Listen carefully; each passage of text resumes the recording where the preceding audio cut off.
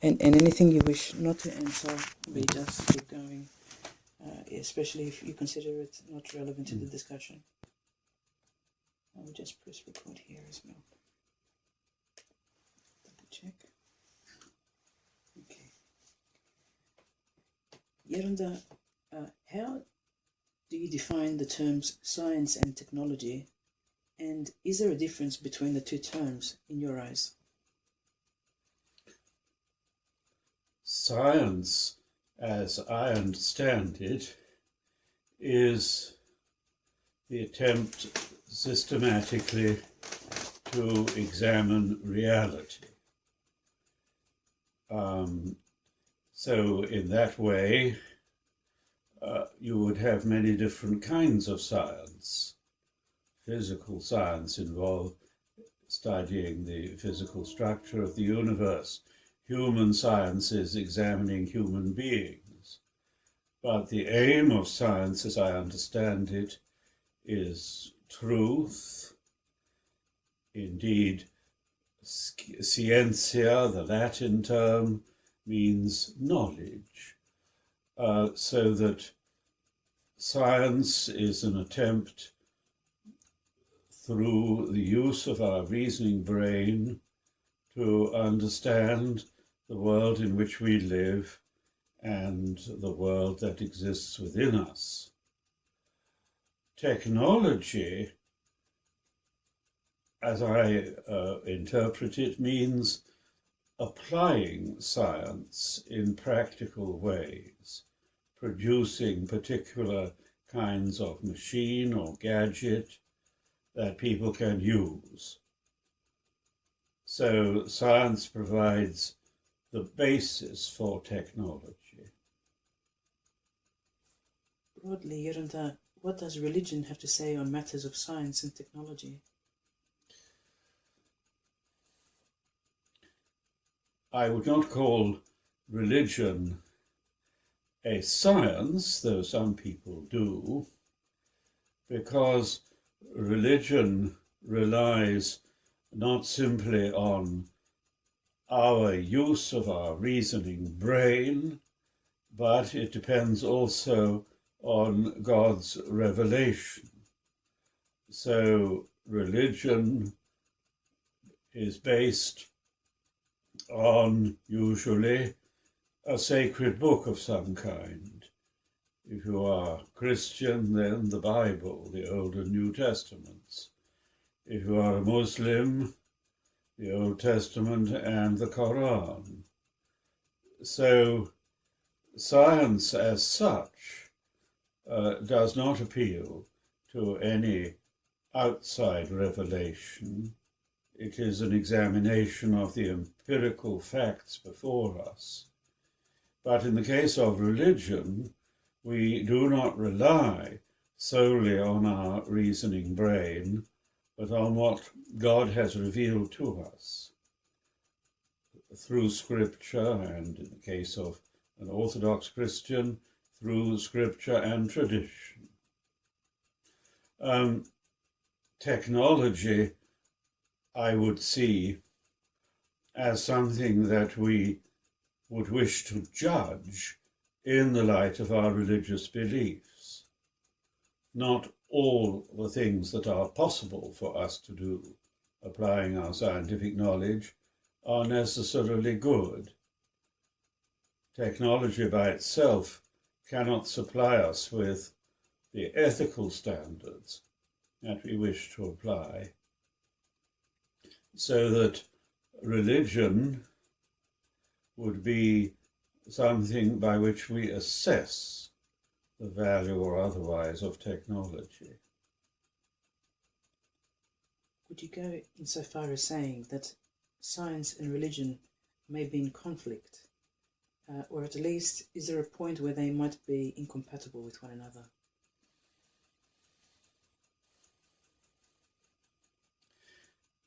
I do not believe that there is a fundamental conflict between science and religion. God has given us a reasoning brain. He has given us faculties by which we can collect and organize evidence. Therefore, fundamentally, all truth is from God. But there might be particular ways of using science which, on religious grounds, we would think wrong. So not a fundamental conflict, but perhaps in practice a certain clash. Problems can arise when, from the point of view of religion, we try to answer questions which strictly are scientific. It can arise when scientists go beyond the examination of evidence and form value judgments which perhaps could conflict with religion. I would see conflict arising not so much from science as such, the pursuit of truth, but from scientism, the view that methods of scientific inquiry necessarily answer all the questions that we may wish to raise. There may be areas where science cannot give us the answer. For example, do we survive death? Is there a future life? That, to me, is a religious question, and I don't think our faith in a future life can be proved from science, nor do I think it can be disproved by science. Equally, if we say God created the world, we are making a religious statement that, in my view, cannot be proved or disproved by science. So, religion and science are both pursuing truth, but on different levels and by different methods. Are there any principles or examples in the Judeo-Christian tradition which point to the uses and abuses of technology?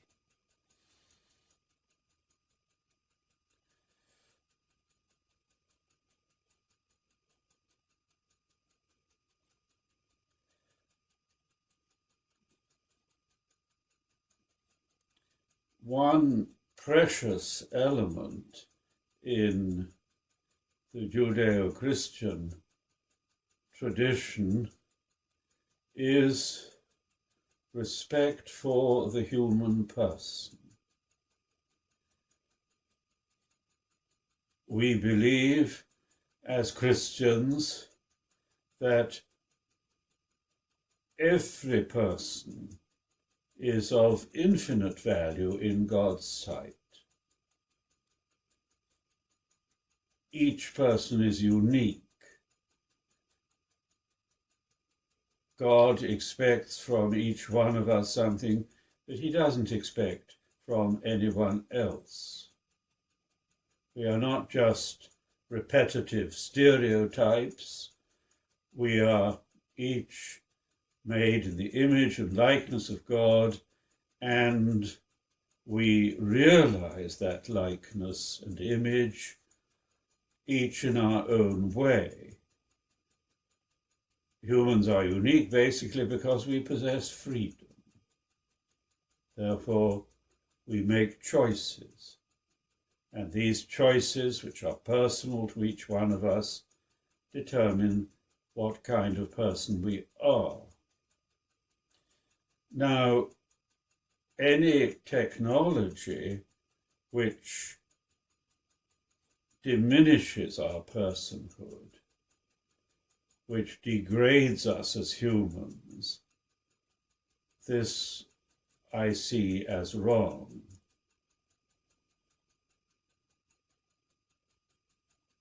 For example,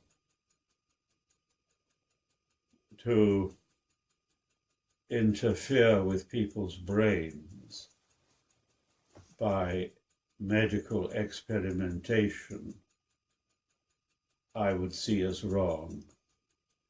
Medicine, which aims to enable our bodies and our minds to function correctly, that clearly I would see as good. But experiments that have been done by different governments in the 20th century, whether by communism or in Nazi Germany, that I would see as an abuse of technology, because it does not show proper respect for the integrity of the human person. So this would be my great test, how far technology is undermining our personhood. Clearly our freedom has to be limited, because we have to respect the freedom of other people, and therefore much of politics consists of a delicate balancing of one freedom against another. But technology should be used always to enhance our freedom, not to obliterate it.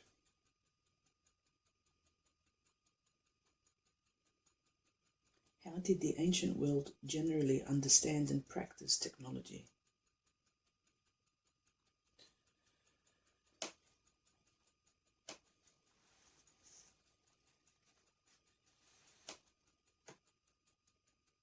Interpreting technology in the broadest possible sense, I would consider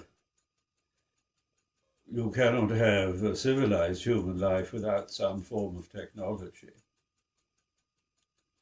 If you choose to live in a house that you have built yourself, or somebody else has built for you, instead of living in a cave, already that implies a use of technology. If you wear clothes woven of linen instead of sheepskins or goatskins, that again is a use of technology. In that sense, technology is not something modern. It came into existence as soon as people began using fire and cooking meals for themselves, for example. Clearly, the amount of technology that exists in the ancient world was far less than what we have today.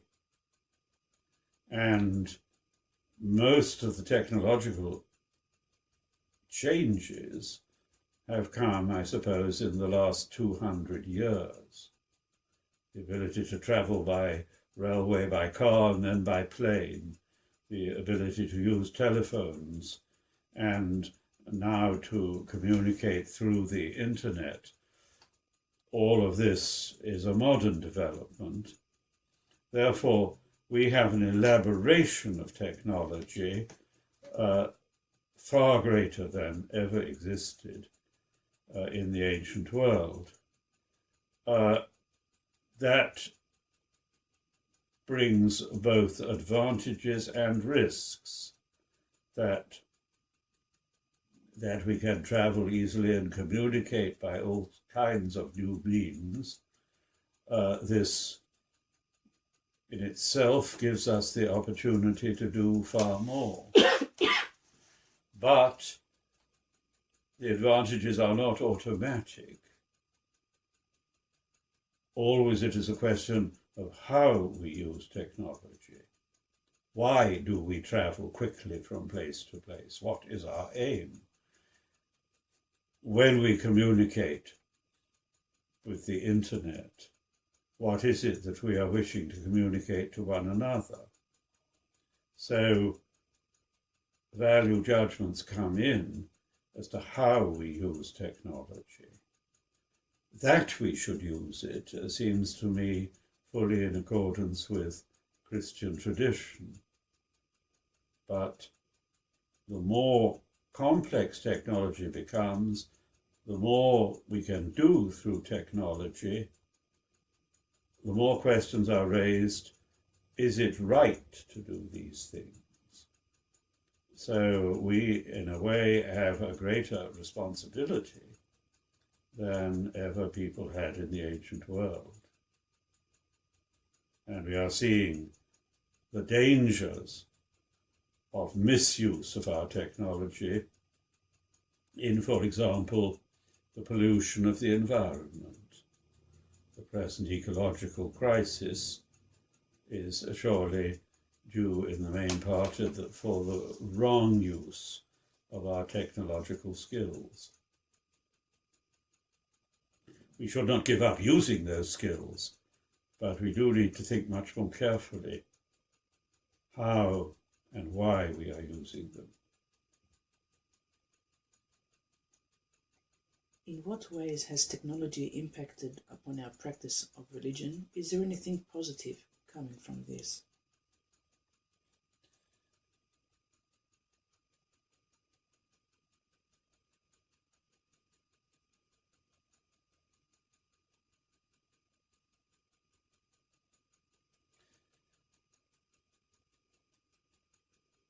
One positive gain from technology is clearly the greater ease by which we can communicate. We can share our ideas far more easily. A huge advance came back in the 15th century with the invention of printing. You no longer had to write everything out by hand. You could produce things in thousands of copies. And now, of course, the whole revolution that has come in through the use of computers, this again renders communication far easier. But once more we are challenged. We are given greater power through these technological advances.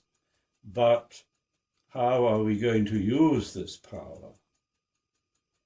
We possess today a knowledge that earlier generations did not possess, a quantity of information, technological and scientific facts about the world that earlier ages did not have.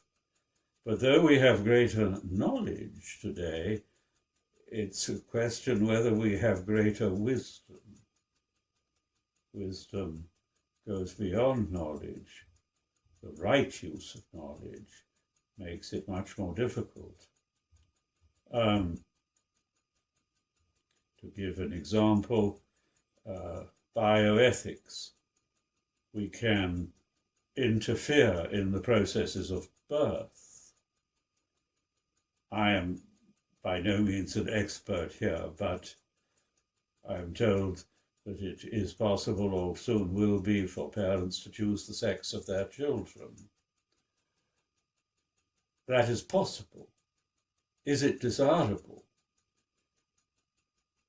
Is it right, from a Christian point of view, that we should interfere in the mystery of birth in this way? My answer is that parents should not be allowed to choose the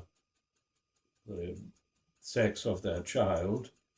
This is going beyond our proper human responsibility. This is something that we should leave in the hands of God.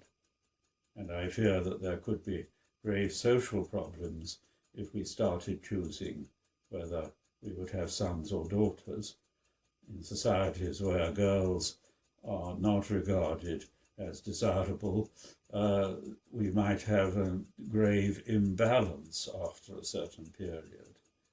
So that is just one illustration of how technology makes things possible. But we, on the basis as Christians of our teaching of our church, we have certain moral standards which may say this is possible, but it is not the right thing to do. Technology in itself, indeed science in itself, cannot tell us what is right and wrong. we go beyond technology and beyond the strict methods of science when we begin to express value judgments. And where do our values come from? From our religious belief. We spoke earlier about image and likeness. How are we to understand the idea of being created in the image and likeness of God in the pursuit of the highest levels and trajectories of technology?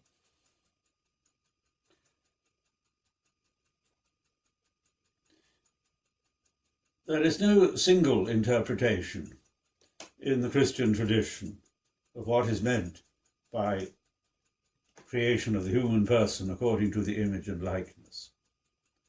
But a very widespread approach, found, for example, among many of the Greek fathers, is to make a distinction between these two terms. Image, on this approach, denotes the basic human faculties that we are given, those things that make us to be human beings, the capacities that are given to every human. So the image is, as it were, our starting point, the initial equipment which we are given. The likeness is seen as the end point. The likeness means the human person in communion with God, living a life of holiness.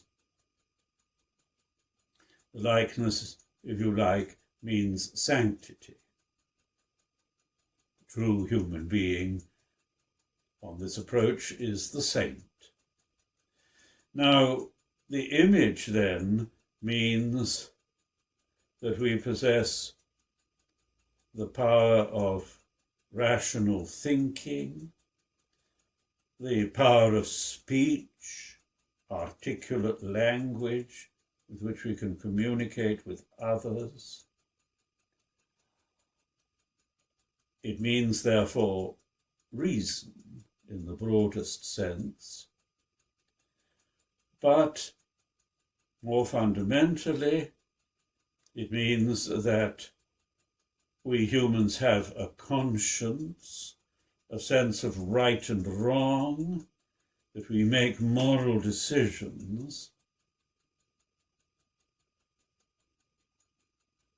Most fundamentally of all, the image means that we humans have God awareness, the possibility to relate to God, to enter into communion with him through prayer.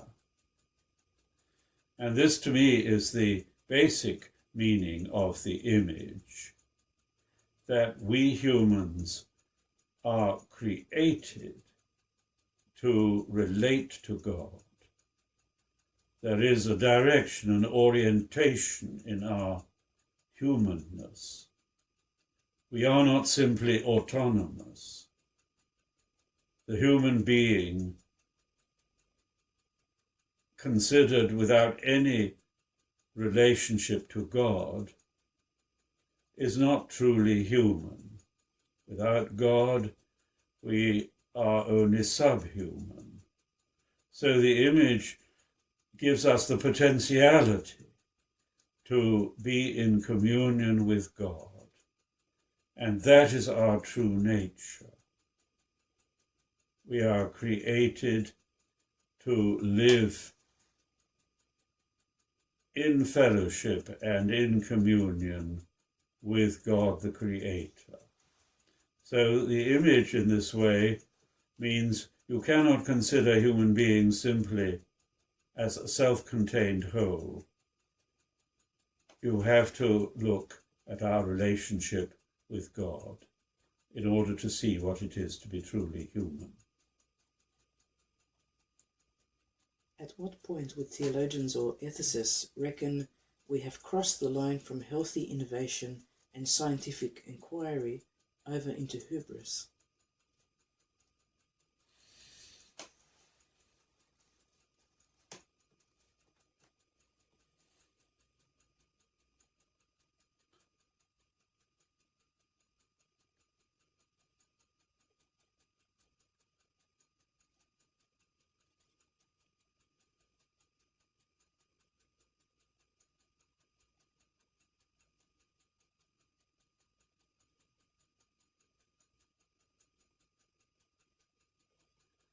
as a Christian theologian, I would not wish to impose, as if from a higher authority, limits on scientific inquiry. As I said earlier, God has given us the power to understand the world round us. All truth comes from him. Christ is present in scientific inquiry, even if his name is not mentioned. Therefore, I would not wish in a theoretical way to say to the scientist, thus far and no further. In a sense, the scientist, using the methods of inquiry that he's developed, should continue with his work. One cannot say that any subject is forbidden for us to look at. But there is then the question how we apply our scientific knowledge. Hubris comes in when I think scientists go beyond their proper discipline and try to dictate how we are to live our lives. Morality does not depend solely on scientific facts. We get our values, if we are Christians, from our faith. So long as science is an honest inquiry into the truth, so long as that is true, we say to the scientist, please continue with your work. You are not talking about God, but God is present in what you are doing, whether you recognize that or not.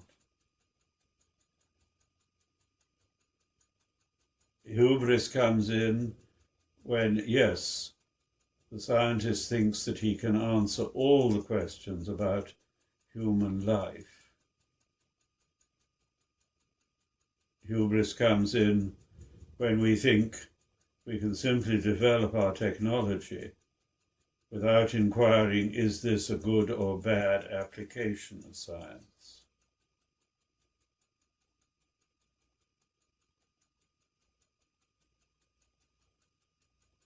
Is that well-known story of the Tower of Babel from the book of Genesis at all relevant with its dual reference to hubris and engineering? Yes, interesting way of looking at the story of the Tower of Babel. The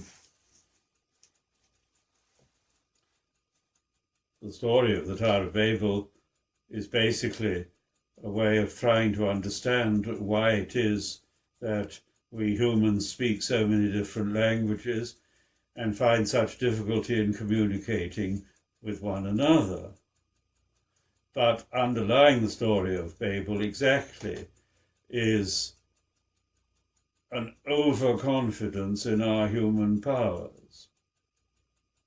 In the story of the Tower of Babel, the people think that they can build a tower that will reach from earth to heaven. By their power of engineering, they think they can bridge the gap between the human and the divine. And this exactly would be attributing to technology, to our faculty for engineering, something that lies beyond technology and beyond engineering. Once you are moving from the realm of factual reality to the realm of heaven, then you are moving into a different realm where we no longer depend simply on our own powers of inquiry and our own ability to apply science. So, exactly, the story of the Tower of Babel is a story of humans thinking that they have unlimited power, and particularly an unlimited power to unite the earthly with the heavenly, whereas such unity can only come through a recognition of our dependence on God. Why cannot or should we not explore and innovate and go as far as is humanly possible with respect to innovation, if we carry the seed of God's creative genius within us?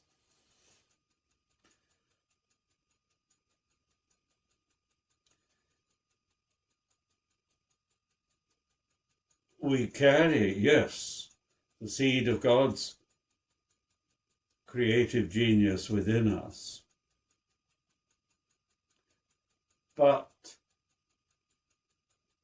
on the Christian worldview, we humans are fallen beings, and we live in a fallen world.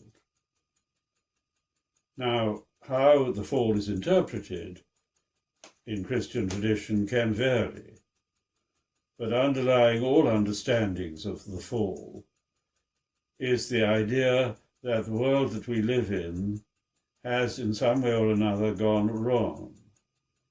There is a tragic discrepancy between God's purpose and our present situation. As fallen human beings, therefore, we have to submit our projects to the judgment of God.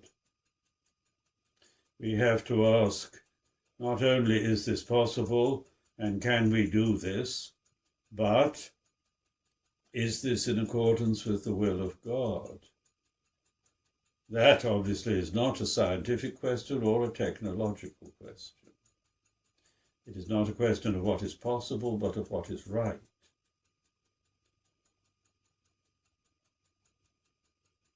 Of course, it is true that many people do not believe in God and would not therefore accept what I've just said about this being a fallen world. Nevertheless, they too, even those who have no belief in God, have to apply a moral understanding to science and technology.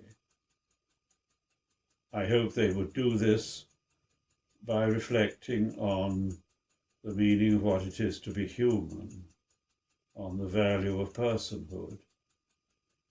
And I believe that in this field it is possible for Christians and non-Christians, for believers and unbelievers, to find a large measure of common ground.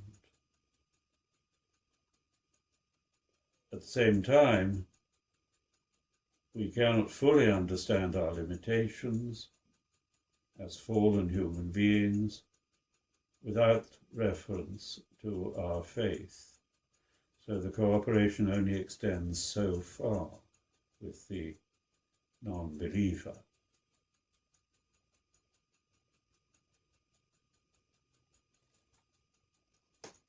Can a particular technology, hardware or software for instance, be viewed as being immoral?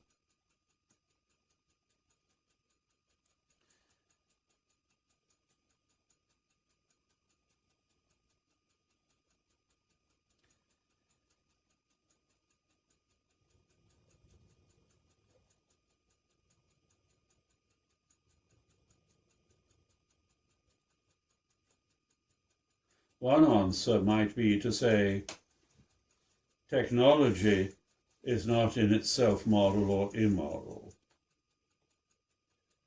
Technology simply tells us what it is possible for us to do.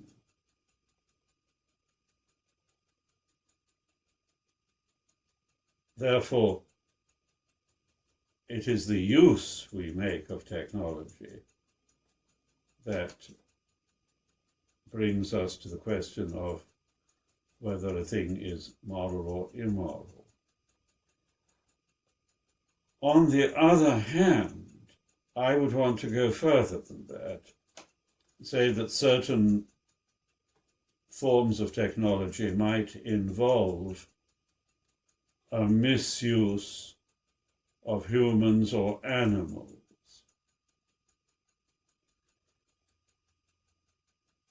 I have grave reservations, for example, about experiments on animals, vivisection.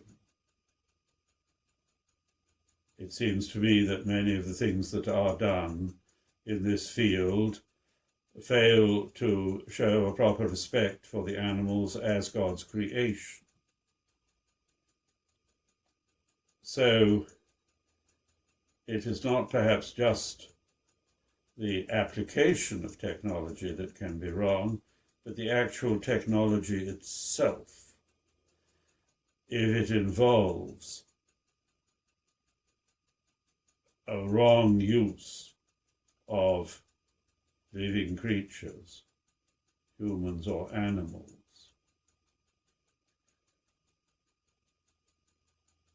Again, a technology that involves widespread destruction of natural resources, that pollutes the world around us, that too I would see as in itself wrong, regardless of what this technology was being used for.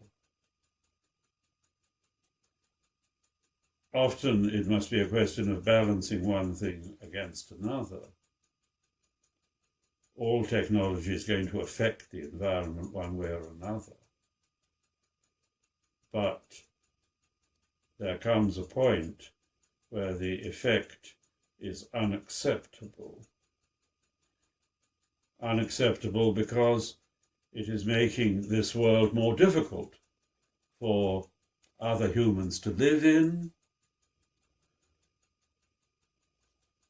It is making the world unsuitable for future generations to survive within. So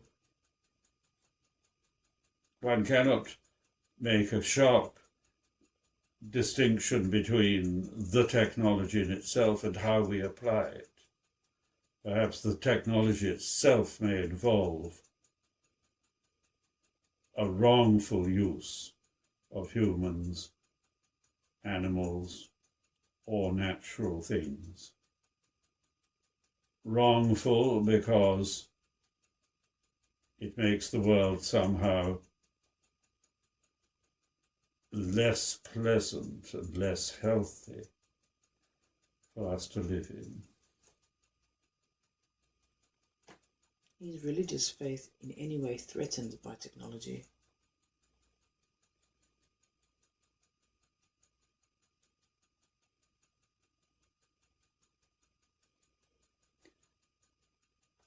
If we pursued a scientific approach that assumed that humans are simply elaborate machines, and if we developed technologies which worked on that basis, I do think that is a threat to our religious faith, because of my belief, of which I've spoken more than once, in the dignity and value of the human person. We are not simply machines. We have been given free will. We have the possibility to communicate with God. So, in assuming that the human being is merely a machine, we are going far beyond the actual facts of science, far beyond the empirical application of technology. This is an assumption with deep religious implications. So there can be conflict when science and technology go beyond their proper limits, when they do not show respect for our personhood.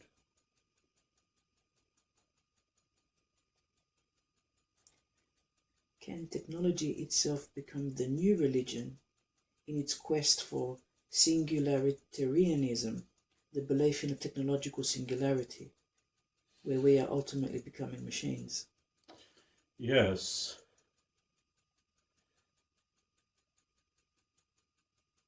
If we assume that science and technology taken together can answer every question and solve every problem, that would be making it into a new religion, and a religion that I reject. But science and technology do not have to take that path.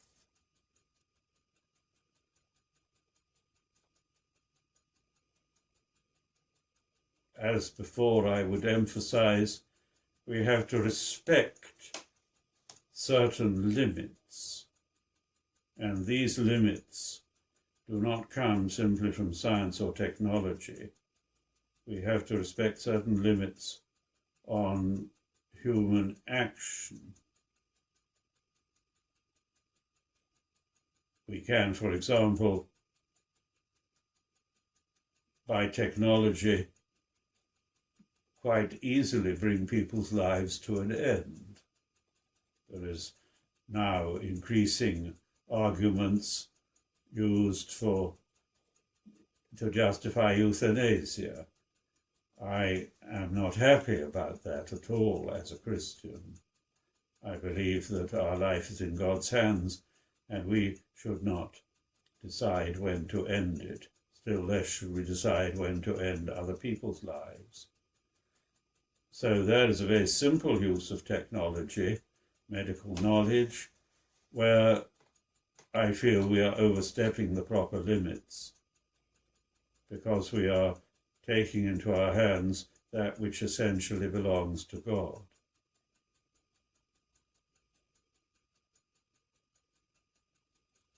Can you further elaborate about the modern day quest toward transhumanism, or what is now called posthumanism?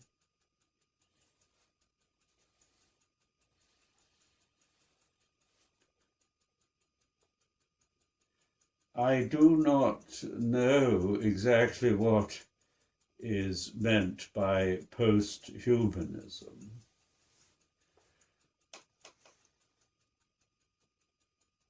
I see the human person as the crown and fulfillment of God's creation.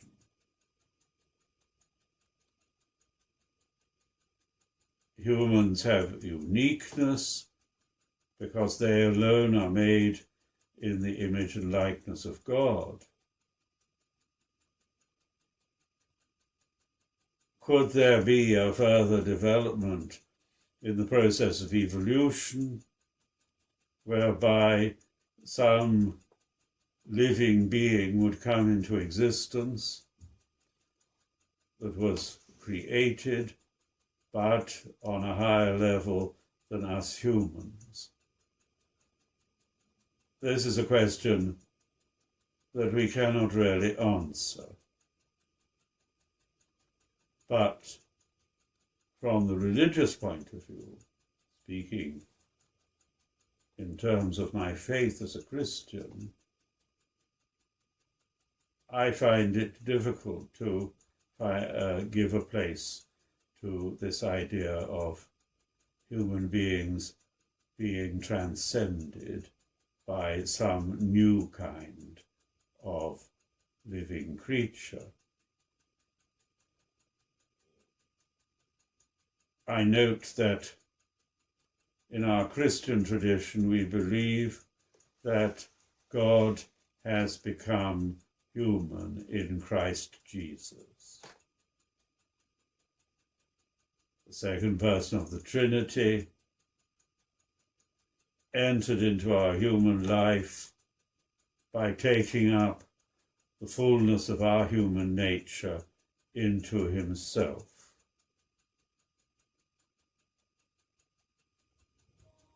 I see the incarnation as a kind of limit that we cannot surpass and that will not be superseded.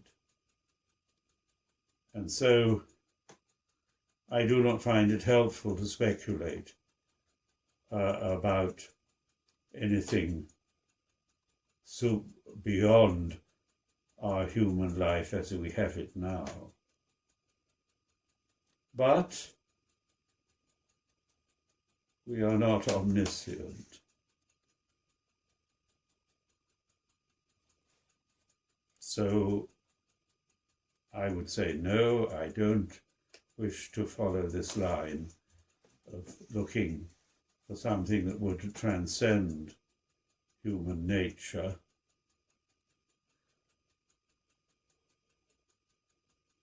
The only way we can transcend human nature is by entering ever more fully into communion with God. But we do not cease to be human. Whether God has further plans of which we know nothing, all right, we cannot answer that.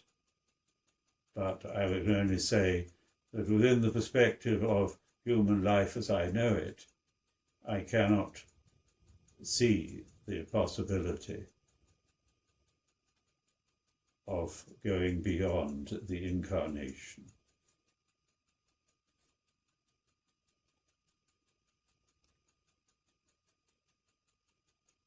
What if consciousness could ever be downloaded through concepts such as brain in a vat? Such as? Brain in a vat. Oh.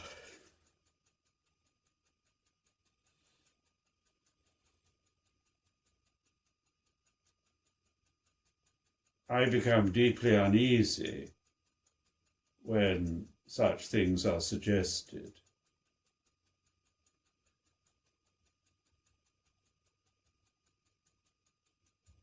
Basically, because it undermines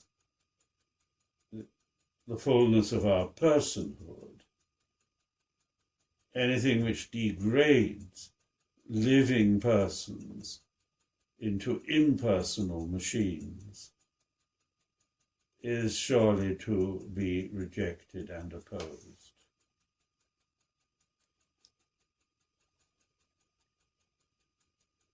In an opposite vein, what if machines were to achieve fully fledged artificial intelligence through advancement?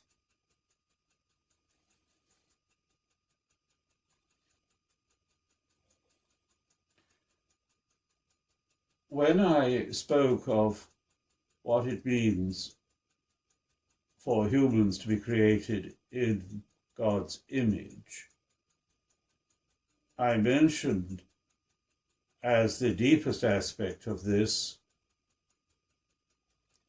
that we have God awareness. That is, as it were, in our human nature, a God-shaped hole which only He can fill. Now, perhaps robots, automatic machines, can solve intellectual problems, can develop methods of rational thought. But do such machines have a sense of right and wrong? Still more, do such machines have an awareness of God? I think not.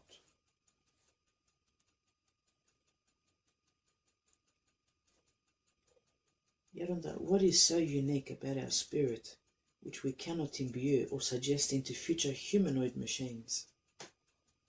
Could you repeat that, please? What is so unique about our spirit, which we cannot imbue or suggest into future humanoid machines?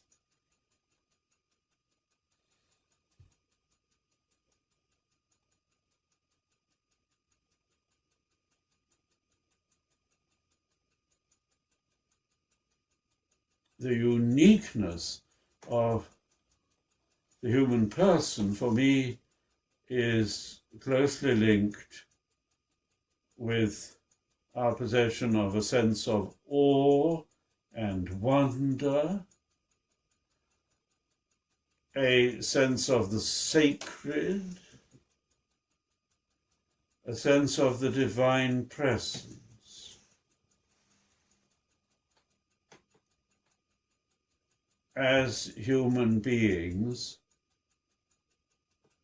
we have an impulse within us that leads us to pray.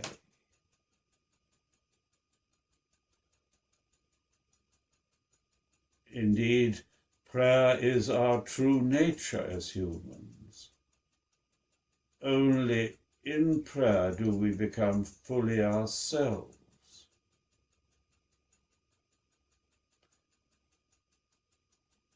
And to the qualities that I've just mentioned, awe, wonder, sense of the sacred, I would add a sense of love. Through loving other humans, through loving the animals and loving God, we become ourselves. We become truly human. Without love, we are not human. Now, a machine, however subtle, does not feel love, does not pray, does not have a sense of the sacred, a sense of awe and wonder. To me, these are human qualities that no machine, however subtle, would be able to reproduce. You may love your computer, but your computer doesn't love you.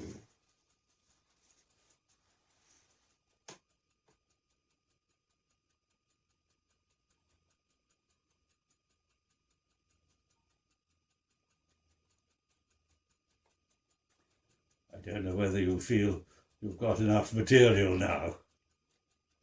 Yes, Geronta, I'm conscious that it is now 5 past. I think in this time, 5 past 5. It's 5 o'clock, but it's 5 o'clock. Don't worry. But I was just thinking that I've talked enough. You must have many words there. I do, and I do not wish to tire you. Would you like to end the interview there, Father? Well, do you have anything else that you particularly wanted to ask? Perhaps one last question, if you permit me. Yes. Where does Christianity stand on organ donation and matters related to human transplantation?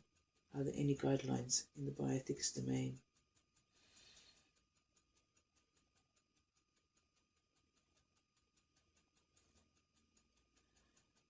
In assessing such questions as organ donations, heart transplants, and the like, my criterion is, do these interventions help the human person in question to lead a full and balanced human life? If organ transplants and the like enhance our life, enable us to be more fully ourselves, to function as human beings, then I consider that these interventions are justified. So the question basically is this life enhancing? That would bring me to another point. As Christians, we see this life as a preparation for the life beyond death. We believe that the life after death will be far fuller, far more wonderful than our life is at present. We believe that all that is best in our human experience as we now know it will be reaffirmed on a far higher level after our death. Since this life is in this way a preparation for a life that is fuller, more authentic, then our aim as Christians is not simply to prolong life as long as we can.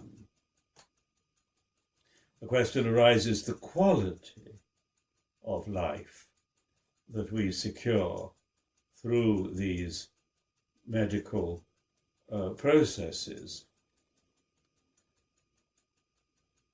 For example, I recall when my grandmother was 96,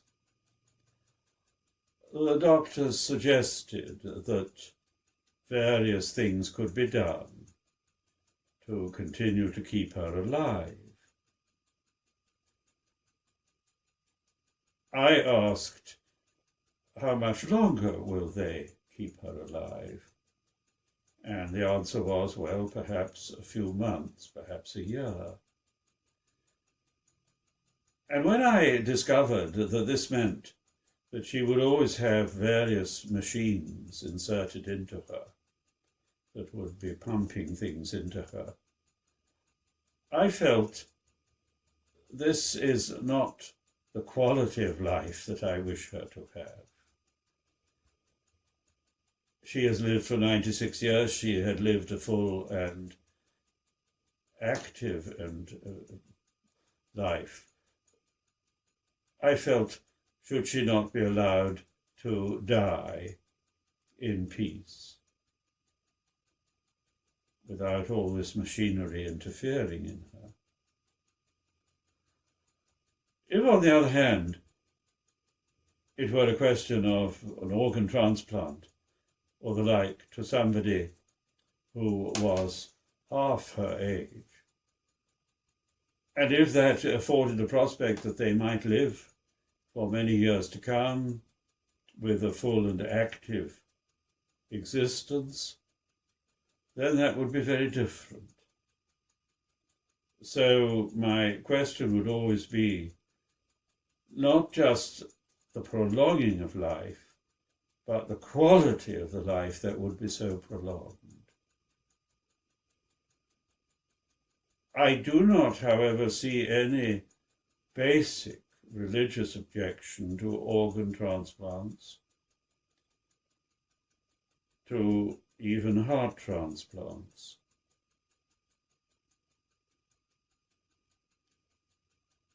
The person remains the same, though sometimes personality is altered by these operations. As long as the personality is not being basically tampered with, I see a place for these operations.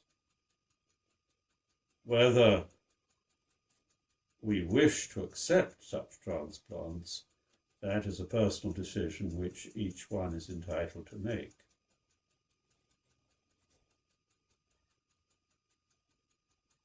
On that point, Geronta, is there an issue with the fact that the donor needs to be clinically alive in order for the organ to be donated?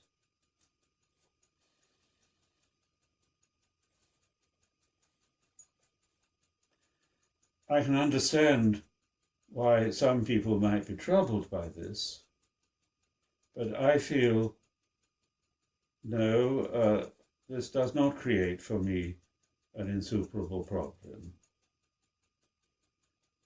We are not killing the donor.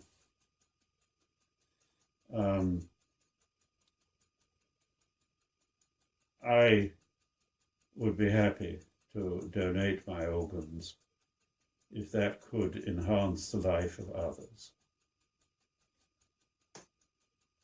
I mean, Geronta, this interview was recorded on the 20th of October 2014 between 4 and 5 p.m. We thank Metropolitan Kallistos Ware for his kindness to see us and to talk to us on this important matter. Thank you, Father. Good. Well, I find that quite challenging, your questions, because I'm not an expert in this kind of field, but I could only say what I think. I hope it will be useful for you. Yes, I know it will be, and it